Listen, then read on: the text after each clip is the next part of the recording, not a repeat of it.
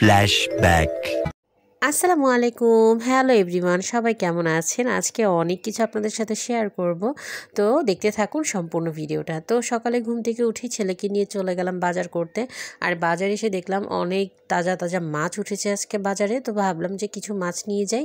তো এই তো মাছগুলো এখান থেকে কেনে, আর এখানে মাছগুলো তারা কুটে বেছে দেয়, একদম পরিষ্কার করে দেয়। তো এই তো এখান থেকে মাছগুলো কুটিয়ে নিয়ে বাসায় চলে আসলাম। তো যেহেতু একদম তাজা মাছ ছিল, তাই একটা মাছ আমি আস্তেভাবে মশলা দিয়ে ভেজে নিয়েছি। আর আজকে রান্না করব জালি দিয়ে মুরগির মাংস। আর এখানে কাঁচা টমেটো নিয়ে এসেছিলাম বাজারে থেকে। আমার হাজব্যান্ড কাঁচা টমেটোর যে ভাজিটা খুব পছন্দ করে। তো এই তো আমি টমেটোগুলো ধুয়ে তারপরে কুচি কুচি করে কেটে খুব সুন্দর করে রান্না করতেছি।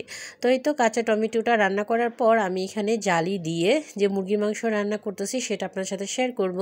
আর এই তো দেখতে পাচ্ছেন, প্রথমে কড়াইতে পেঁয়াজ কুচি দিয়ে হালকা একটু ভেজে কাঁচামরিচ দিয়ে দিয়েছি, দিয়ে একটু ভাজা ভাজা হলে দিয়ে দিব আদা রসুন জিরা বাটা, তারপরে দিয়ে দিয়েছি অল্প একটু হলুদ বাটা, দিয়ে মশলাটাকে ভালো করে নেড়ে চেড়ে দিয়ে দিব ধনিয়ার গুঁড়া।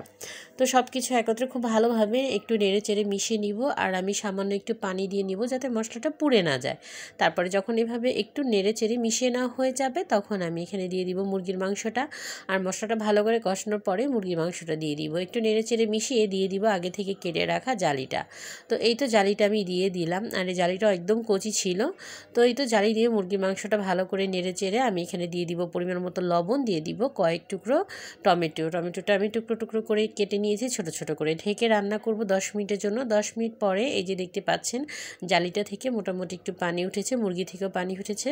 তো এটাকে আবারও ভালো করে নেড়ে চেড়ে মিশিয়ে আমি ঢেকে দিয়ে দিব আরও 5 মিনিট। তো 5 মিনিট পর দেখতে পাচ্ছেন অনেক পানি উঠেছে, আমি কিন্তু এক্সট্রা কোনো পানি দেইনি, এটার পানি দিয়েই এটা রান্না হয়ে যাবে। তো আবারও আমি ঢেকে দিব 10 মিনিটের জন্য। 10 মিনিট পরে দেখেন আমার জালটা একবারই সিদ্ধ হয়ে গেছে। তো এখানে আমি জিরা ভাজা ধনিয়া ভাজা রেখেছিলাম, সেগুলো দিয়ে দিলাম, দিয়ে দেবো ধনিয়া পাতা কুচি, ব্যাস এটাকে নেড়ে চেড়ে মিশিয়ে এখন এটাকে নামিয়ে নিব, কারণ এটা রান্না অলমোস্ট হয়ে গেছে। তো এই তো নেড়ে চেড়ে মিশিয়ে এখন রান্না করলাম। তো এত মজা করে রান্না করেছি, এখন তো খাওয়ার পালা। তো আমি এখানে ভাত তরকারি নিয়ে বসে গিয়েছি খাওয়ার জন্য। গরম গরম ভাতের সাথে জালি দিয়ে মুরগির তরকারিটা খাওয়া হবে, আর সেই সাথে টমেটোর যে একটা ভর্তা সেটা তো হয়েছেই। কাঁচা টমেটোটা ভাজি বা ভর্তা যাই বলেন না কেন, এই তো দেখতে পাচ্ছেন। তো এই তো আমরা খাবার নিয়ে বসে গেছি। তো আমার ছেলেকে এই যে আমি দিচ্ছি তরকারি, আর ও মুরগির পাটা খেতে খুব পছন্দ করে, তাই পাটাও আমি ওকে দিয়ে দিলাম। তো যাই হোক, এই তো আমরা খাবার নিয়ে বসে গিয়েছি। আর এটা কিন্তু খেতে অনেক মজার হয়েছিল, অনেক অনেক টেস্টি হয়েছিল। তো দেখতেই পাচ্ছেন গরম গরম ভাতের সাথে আমি খেয়ে নিচ্ছি মজা করে।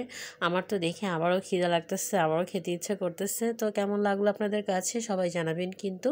তো আজকের ভিডিওটা এই পর্যন্তই ছিল, আশা করি আপনাদের ভালো লেগেছে। ভালো লেগে থাকলে লাইক কমেন্ট এবং শেয়ার করবেন, আমার পাশে থাকবেন। আল্লাহ হাফেজ, আসসালামু আলাইকুম।